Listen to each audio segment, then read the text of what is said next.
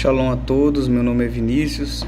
Eu venho aqui fazer um breve vídeo para poder falar um pouquinho sobre o mapa cabalístico que o Moré André Klein fez para mim. É um mapa muito trabalhado, que envolve muita dedicação e que tem me ajudado muito a tomar algumas decisões, questionamentos da nossa vida e o início de quais caminhos a gente poderia estar iniciando, quais caminhos a gente deveria estar evitando para que a gente se torne pessoas melhores. Eu venho aqui rapidamente só notificar as pessoas que quiserem estar se juntando a ele para poder fazer esse tipo de mapa para conhecimento próprio mesmo. Eu super indico, é um trabalho de excelente qualidade e eu acredito que vocês vão estar agregando muito para as suas vidas, para as suas almas. Shalom, shalom, até mais, até breve. E nem de questões ligadas à transliteração, né? Hoje é natural as pessoas transliterarem. Tudo bem que a transliteração ajuda, né, você entender melhor aquilo que você está pronunciando. Muito bem. Dentro de alguns aspectos, a gente deve entender isso profundamente e entender também a questão de que a própria Torá ela não deveria ser tirada do seu idioma original. Ainda que as histórias narradas possam se aproximar muito do que está escrito, se perde muita informação, como nós iremos ver agora. Essas informações elas são primordiais para o entendimento dos níveis dentro da Torá. Um desses níveis que não são expostos claramente na Torá é exatamente o assunto de reencarnação. E é por isso que esse assunto que é tão escondido, ele é talvez o mais importante de todos, justamente por conta de que há uma evolução dentro da alma da pessoa quando ela sofre essas reencarnações. Dentro desse entendimento, a própria Torá vai citar que Deus perdoa até a quarta geração de alguém que não ama suas leis. Hoje, até 1000 gerações é perdoada daqueles que amam a sua Torá. Ontem, durante as nossas aulas de reencarnação, nós vimos no livro de Aderete Eliarro que quando a Torá cita geração, filho ou filha de fulano de tal, na verdade ele não está falando exatamente de um filho biológico, mas sim está falando de uma próxima reencarnação. Muito bem. Então, quando fala que existe um tzadik, um justo, uma palavra justo não é usado em questões de alguém que é somente justo perante as nossas leis, um cidadão brasileiro que segue as leis, etc. Não é desse nível de justiça que a gente está falando, mas também cabe notar que isso faz parte, mas não é o que a Torá está falando realmente. Então, o tzadik é alguém que sabe o que é a Torá, estudou a Torá, se tornou alguém justo aos níveis espirituais. É lógico que, sendo justo ao nível espiritual, ela vai respeitar as regras da sociedade que ela vive, ou seja, qualquer sociedade. Respeitar as regras da sociedade não quer dizer que a pessoa vai seguir os atos anti-Torá que existem dentro daquelas sociedades e daquelas culturas. Não é isso. Mas respeitar as leis civis que vão dirimir ali o segmento daquela sociedade. Então, por isso que qualquer cabalista pode viver em qualquer sociedade, desde o momento que respeite essa sociedade, os dogmas dessa sociedade. Então a Torá ela não se interessa pela sexualidade de ninguém. A Torá ela não se interessa pela forma que a pessoa vai usar seu cabelo. ela não se interessa com as vestimentas, desde o momento que essas vestimentas sejam equilibradas. Isso significa que não precisa você ter uma forma de se vestir, exatamente porque o próprio Eterno ele gosta da diversidade.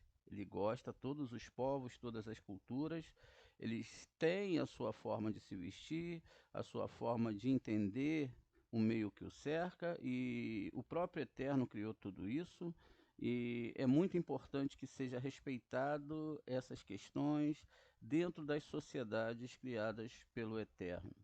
Por isso que o próprio judaísmo ele não procura ficar convertendo ninguém à religião judaica. Não é? Nós não somos religiosos, nós temos um sistema de instrução que é científico, espiritual e que cabe a todos os seres humanos, independente das suas religiões, independente de como ela pensa, independente da sua sexualidade e independente de como ela vê o mundo. Lógico que, mesmo que a gente aceite todas as pessoas, assim como nós respeitamos, não é, as religiões das pessoas, a gente não deseja que as pessoas tragam os seus dogmas para dentro daquilo que nós entendemos na Torá, que a principal coluna da Torá é o Shema de Israel. Shema de Israel indica que o Eterno é um, e não há outro além dele, e nem haverá, é isso que nós cremos. Então, apesar de respeitarmos as outras religiões, não aceitamos os dogmas dessa religião, o que é natural dentro de toda religião. Nenhuma aceita os dogmas da outra, não é? Existe um combate aí latente entre essa busca pela alma e pela captura da atenção e do pensamento do humano em relação àqueles dogmas. Por isso que a cabala ela não cabe dentro da religião e nem a religião cabe dentro da cábala. Então, muito bem. Partindo desse conceito, nós temos que ter um entendimento de que a Torá não é um livro somente de estudo a nível de Rorimá. Quando falamos Rorimá, nível de entendimento, que agora eu sei, eu conheço e etc. Seria como você conhecer uma fórmula química, e você não pudesse ter o material dessa fórmula, ou seja, você não tem os componentes para fazer essa fórmula. Então, assim que a Torá também funciona, ela não pode funcionar só a nível de conhecimento. Por isso que é dito que tem que ser Or Haimá e Or Hassadim. A construção desse entendimento da Torá demora muitos anos. E é natural que pelo caminho, pela caminhada dos estudos, aqueles que não estão preparados fisicamente, fazendo aqui uma metáfora para uma questão espiritual, ou seja, ela não esteja vestida corretamente, fisicamente preparado, tende-se, no meio dessa maratona, a se desistir. O que é altamente prejudicial para aqueles que realmente querem e desejam consertar suas almas. Então a Torá, ela é um livro de milagres, mas não é um livro também de milagres como as pessoas pensam. É um livro de milagres para aqueles que desejam realmente adentrar nesses níveis de estudos e manter-se de pé, e manter-se firme e resiliente quanto às tempestades que vão chegar. As tempestades que vão chegar quando se começa a estudar o Zohar é exatamente o vento que nós formamos. Porque não pode haver, como a gente vai ver, nenhum tipo de situação que aconteça na nossa vida que não tenhamos merecimentos, e ainda que seja antagônico àquilo que nós desejamos, ou seja, parece ser muito cruel, a algum ponto de vista, e muitas vezes o nosso ego diz, nós não merecemos isso, é assim que funciona. Isso não quer dizer que aquela realidade seja a realidade que nós temos que viver naquele momento. Essa realidade que o Eterno vai montando, segundo aquilo que às vezes a gente interpreta como castigo ou como correção, e que fugimos então da Torá justamente por conta disso, como nós veremos também futuramente outras questões reencarnatórias dentro da Torá, como foi a história de Ló, pode nos levar a ser retirados desse mundo e nos fazer descer numa nova reencarnação para que de novo a pessoa comece todo o ciclo novamente. Se nós observarmos que a vida nesse mundo sem a Torá não tem sentido, é exatamente porque nós construímos tudo aqui sem pensar do outro lado. Não percebemos que tudo que nós temos aqui é simplesmente algo passageiro. Algo que começa exatamente quando uma alma se funde a uma biologia, duas realidades, uma eterna e outra passageira. Ficamos ancorados no que a própria Matrix, como é chamado, nos mantém presos. Então ficamos presos em várias situações, procurando a felicidade e procurando exatamente aquilo que vai nos fazer feliz. Na verdade, a questão da Torá, quando analisada profundamente, não mantém dentro do seu corpo essa promessa, mas ela mantém a promessa de que você tem que traduzir essa vida para o mundo espiritual, ou seja, alcançar os mundos espirituais através de um estudo sério e profundo dessa realidade. Como exemplificamos no início, a fórmula que nós vamos fazer depende dos componentes, mas também, além dos componentes, dependem de um conhecimento. Sem o conhecimento exato, sem as quantidades de cada elemento dentro dessa fórmula, nós podemos criar algo que não será o resultado que nós desejamos no final. Porque erramos na quantidade de alguma coisa ou até deixamos de colocar a quantidade exata. E podem até faltar alguns itens, veja. Então, quando o Eterno ele deixa a Torá, ele não deseja que nós adentremos um sistema emocional, porque o emocionalismo é algo que tende a levar o ser humano para bem longe da Torá.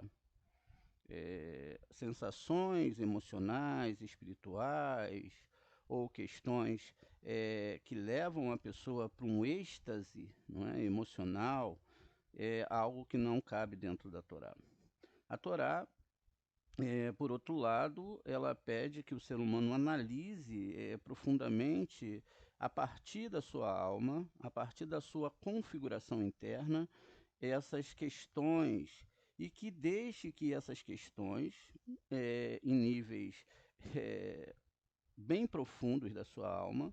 Quando nós falamos de coração, nós estamos falando aqui de um coração da alma, não simplesmente esse coração que bate, até porque a própria Torá e o Taná diz que o coração é enganoso, que o homem não deve ir atrás do seu coração. Por isso que muitos de nós até hoje tivemos muitos prejuízos, sejam no âmbito da emoção, de relações e até mesmo de amizades, porque o coração falou mais alto e nós atropelamos a ética da análise mais profunda de uma situação. Assim também é a Torá.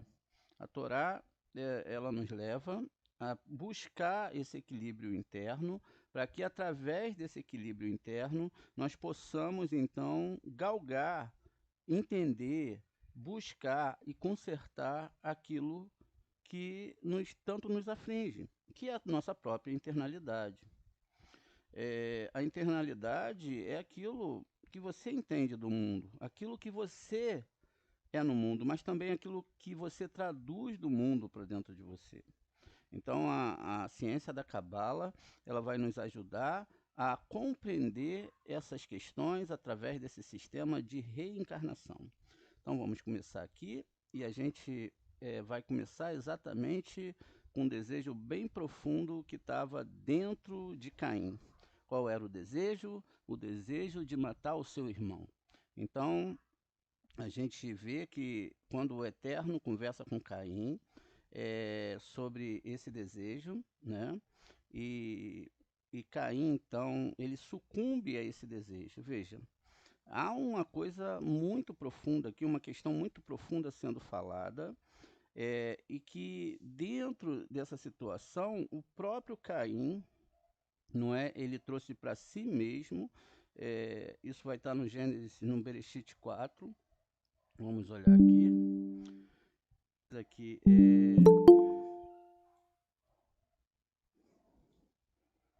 diz aqui o seguinte,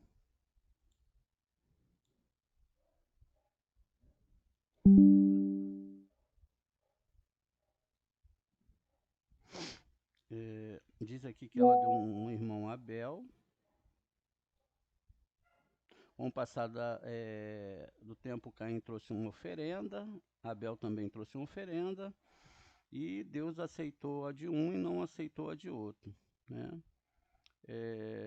E aí, então, o Eterno, Vaiomer Adonai, El Caim, Lemor, Hará, Lerá, Velemar, Nefilu, Peneira, ele disse, Caim, por que você está angustiado? E por que o seu rosto está caído? Certamente, se você fizer o que é certo, haverá elevação. Mas se você não fizer o que é certo, o pecado ficará à porta. E seu desejo é em direção a você. E você pode ser o mestre desse desejo. O que acontece então é que Caim disse ao seu irmão Abel, quando eles estavam no campo, Caim atacou seu irmão Abel e o matou. E o Senhor disse a Caim, onde está o seu irmão Abel? E ele disse, eu não sei. Sou o guardião do meu irmão? Ele falou para o Eterno. Muito bem. Quando essa situação acontece, o Caim ele fica então sobre um aspecto de justiça divina. Ou seja, ele matou o seu irmão e ele cometeu outros atos durante o assassinato do seu irmão, que gerou para a próxima reencarnação dele alguns consertos que ele teria que fazer. Quando esse aspecto mencionado aqui, ele vai então tomar corpo dentro da Torá, dentro do aspecto de entendimento dessa Torá, a gente tem aqui, ó, exatamente, vamos ler o texto aqui para ficar mais fácil, para a gente poder analisar com mais precisão. Diz o seguinte, o Arizal vai explicar, né, no Korbanot Arizal 46.2, a alma de Caim se dividiu em três, né? Então ela se divide em três e ela reencarnou no egípcio, aquele egípcio que o Moshe matou, já que ele matou a Nefesh. Vamos entender aqui, que simboliza a parte da ação. E é por isso que essa parte teve que pagar. Vamos colocar aqui onde fica a Nefesh. Aqui nós temos o desenho da alma de um ser humano e também do cosmo, dos planetas que incidem diretamente sobre nós. Então a Nefesh, ela fica exatamente nesse nível inferior aqui, onde todo ser humano vai ter essa Nefesh. Então essa Nefesh, ela fica aqui nesse plano, e o que acontece aqui? Que nessa Nefesh era a parte do egípcio, Mitzray, não é como nós veremos. Aqui, ó, Nefesh. Essa parte todo ser humano tem.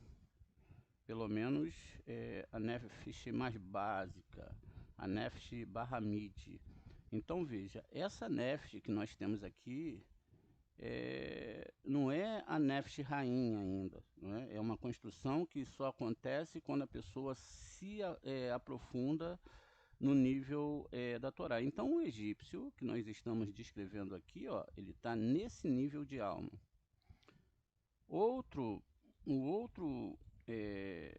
A outra questão aqui, ele vai reencarnar também, vamos ver aqui, ó, ele veio no egípcio, então ele vai pagar por esse homicídio. O Rua de Caim retornou para Cora. Cora foi um grande sacerdote, e a gente deve ver essa aula nessa madrugada, ou talvez depois da manhã, já que o Rua são sentimentos. Veja, onde fica o Urua na construção dessa árvore?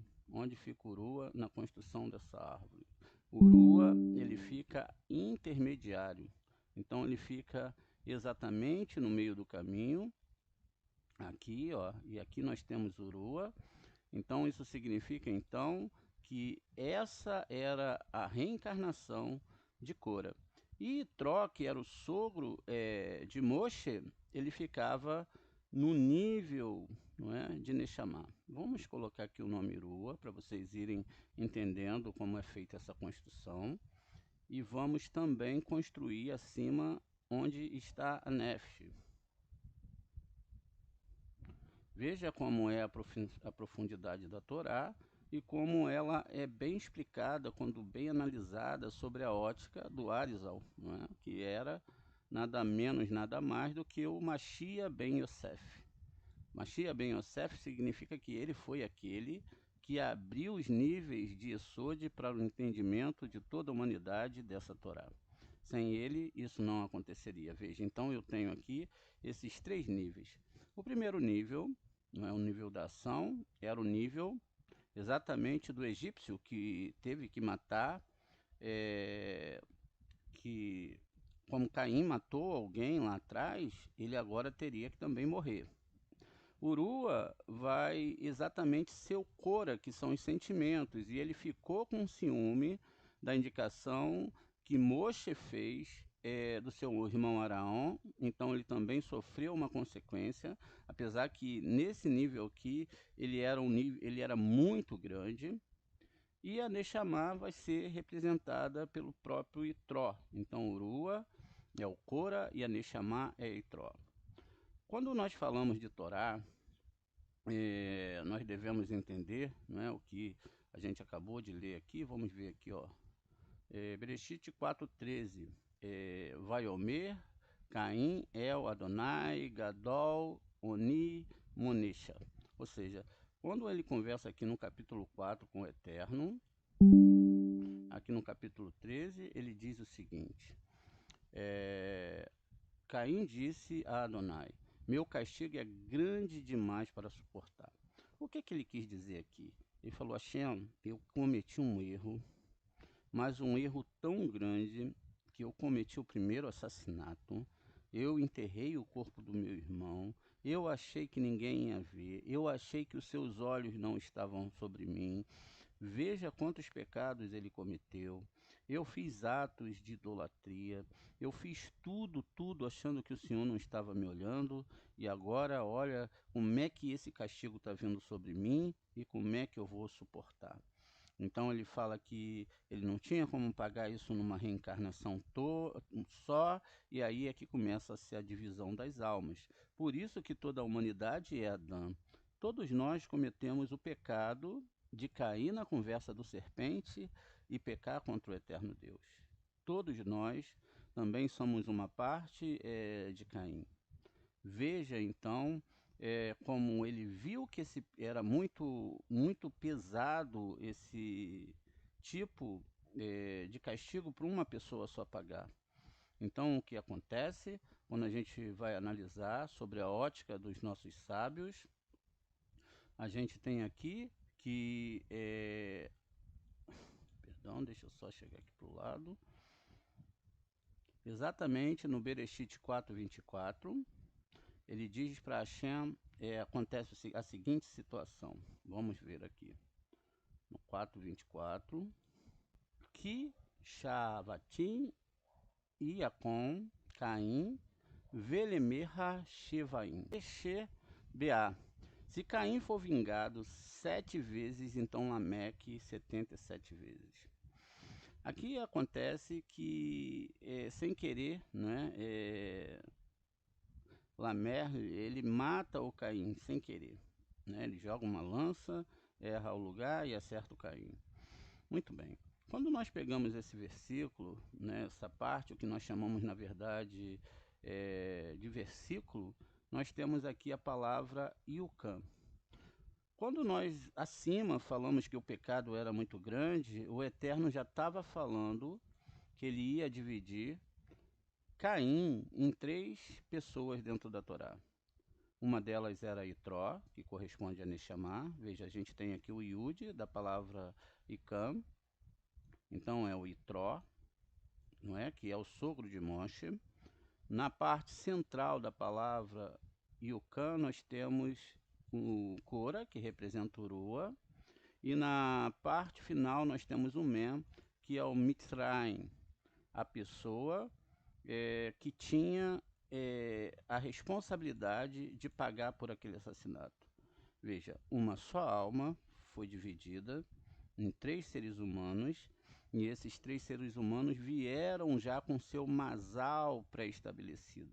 Você não é o que você deseja ser, você é aquilo que o Eterno fez você ser. Tudo que vai acontecer com você, tudo que vai existir para você foi o Eterno que criou. Por isso que Hashem fala, eu criei o mal e criei a Torá como tempero.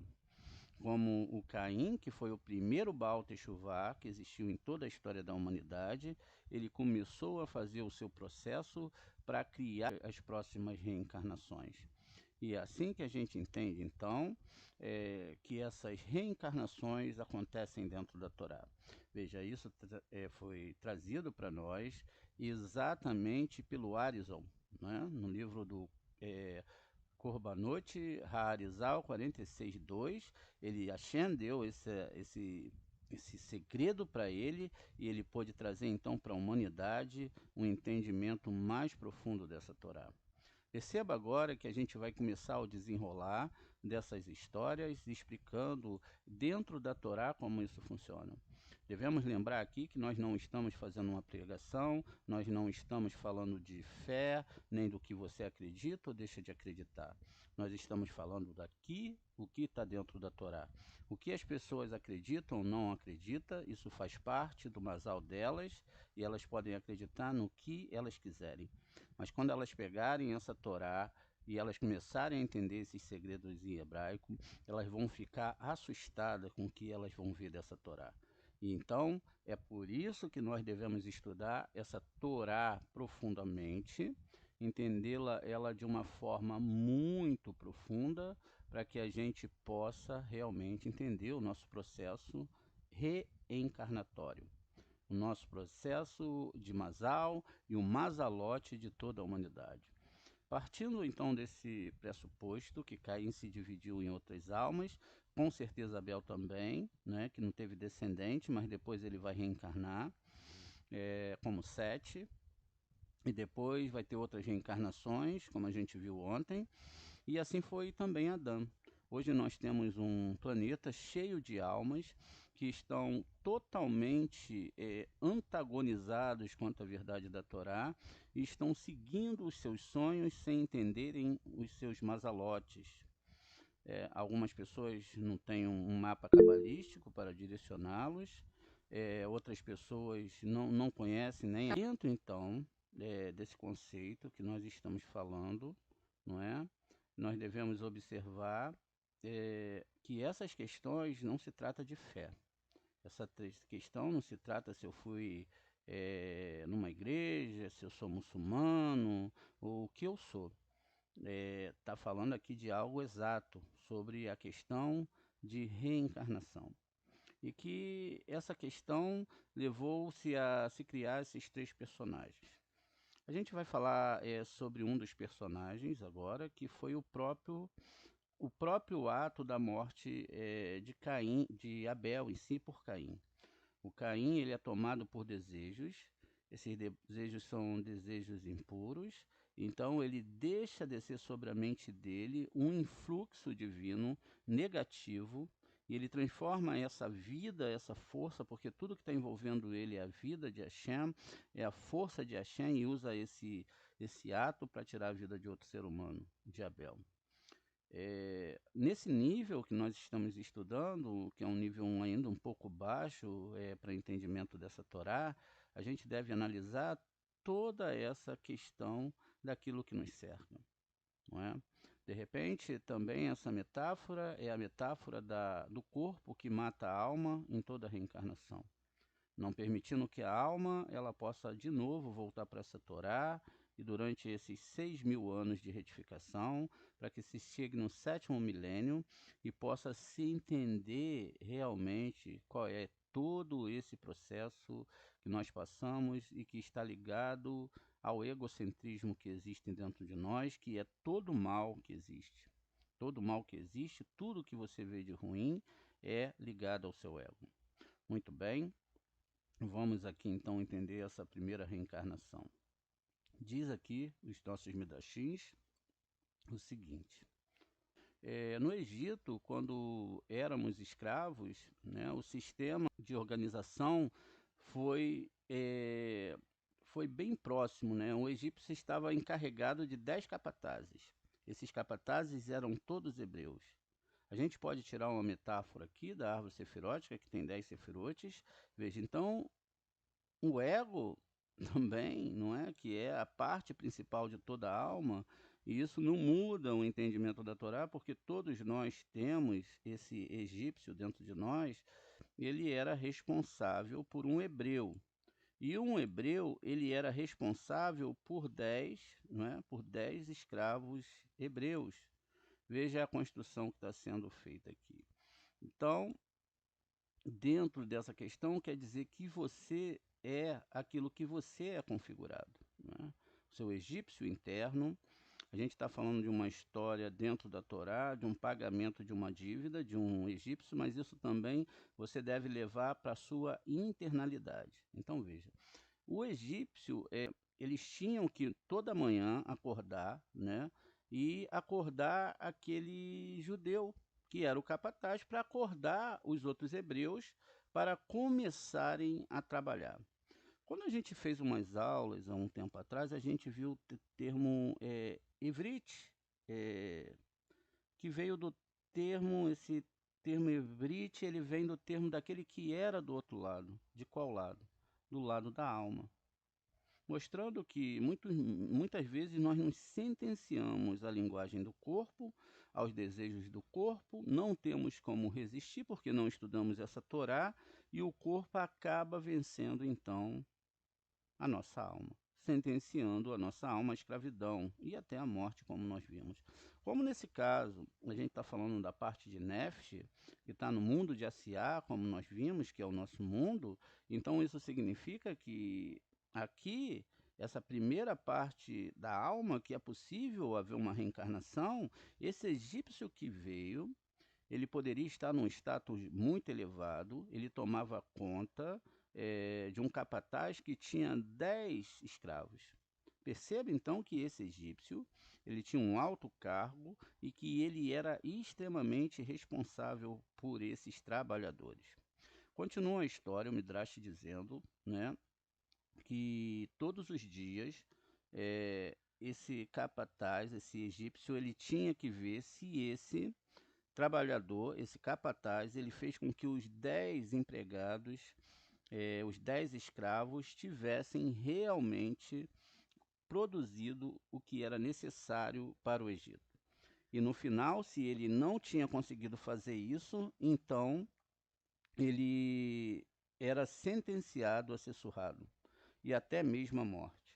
Uma hora, então, acontece que quando esse egípcio vai na casa de Datã, ele vê a esposa de Datã. Quando ele vê a esposa dele, automaticamente ele se interessa pela esposa dele e ele então deita-se com a mulher desse hebreu, né, desejando a mulher desse hebreu. E quando o hebreu volta, ele começa a falar que esse hebreu ele não cumpriu a meta dele e começa a mentir para que esse hebreu fosse morto.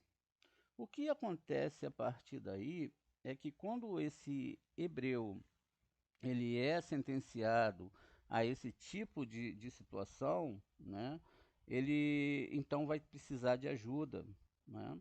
Então ele movimentou toda a sua parte política, todas as pessoas falando, não, ele não está cumprindo o que ele prometeu, mas justamente não era porque ele não estava cumprindo, não é? Mas era exatamente porque ele queria tomar a mulher dele. Veja, essa parte que encarnou aqui foi aquela mesma parte lá de trás, não é? Onde houve ali algo muito sério, onde nós vamos perceber daqui a pouco. Muito bem. Então, a verdade é que nada tinha acontecido. E assim então, né, ele nessa reencarnação agora dessa alma, onde estava se repetindo a mesma questão, não é, do que tinha acontecido de novo, ele falhou novamente. O egípcio ele falhou, ele não. Então diz que quando isso aconteceu, não é, Moshe saiu para ver os seus irmãos e ele viu um egípcio, não é, atacando um hebreu. Isto é, ele era o egípcio, né? Quem era o egípcio? O próprio Moshe, né? A quem Datã derrotou. A Torá diz que Moshe olhou para um lado e para outro. A tradução aqui literal, ele olhou todos os lugares para ver e ter certeza que ninguém estava vendo ele. Mas na verdade é que ele observou o que estava acontecendo quando viu a reencarnação de Caim. Veja, isso era uma continuação do que tinha acontecido lá atrás, na reencarnação passada, onde Caim, né, que agora é o egípcio, falhou porque ele cobiçou a mulher do seu vizinho, que era Arvel, né, o seu irmão gêmeo, como a gente vai entender mais à frente. E agora ele estava pronto para assassinar, tá vendo? Nós devemos entender que a Torá ela só fala de questões do mundo espiritual.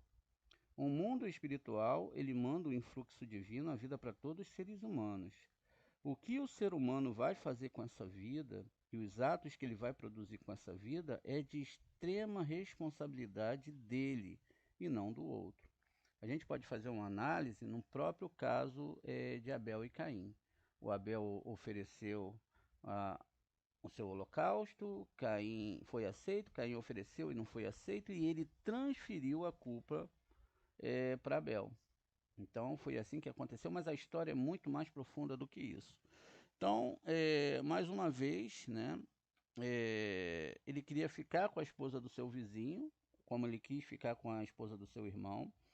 Isto é sugerido de uma forma interessante, quando a Torá diz que Moshe saiu para ver seus irmãos e ele viu um egípcio, Shemot 2:11, para indicar então que o egípcio era irmão de Moshe, viu? E veja o que está escrito aqui, não é? Vamos dar uma olhada na tradução. A tradução nunca é 100% exata, mas dá para se ter uma pré-ideia. Olha, algum tempo depois disso, quando Moshe já era adulto, ele foi ver os seus irmãos, não é?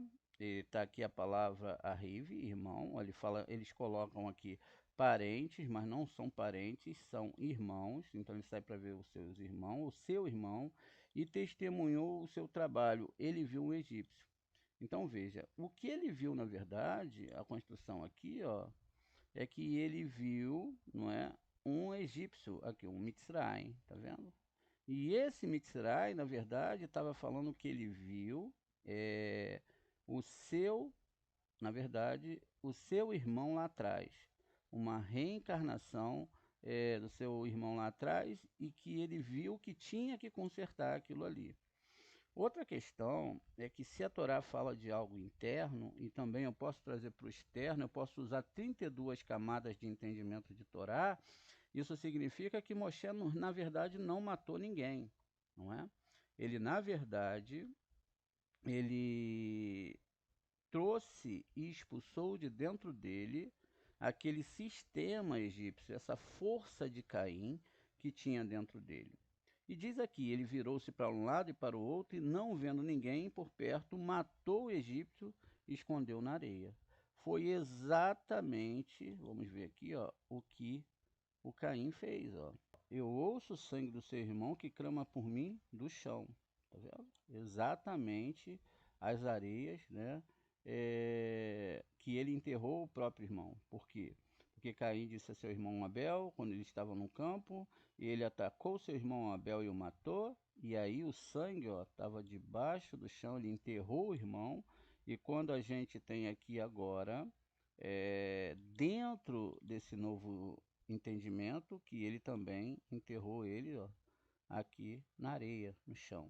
Veja, a reencarnação se cumpriu, não tem para onde se fugir de um mazalote, de um masal, seja ele num grupo de pessoas, ou seja ele em qualquer local, uma unidade, um ser humano, um grupo de pessoas, etc., todos vão passar por esse masal. O que acontece hoje é que nós podemos ter esse primeiro entendimento, não é? Já voltamos com outra reencarnação, a reencarnação de Tro, porque aqui em cima salientamos, não é, essa questão dessas três reencarnações. Então falamos aqui da parte do Nefesh, que é a parte da ação, vamos falar também de Tro e depois vamos falar de Cora.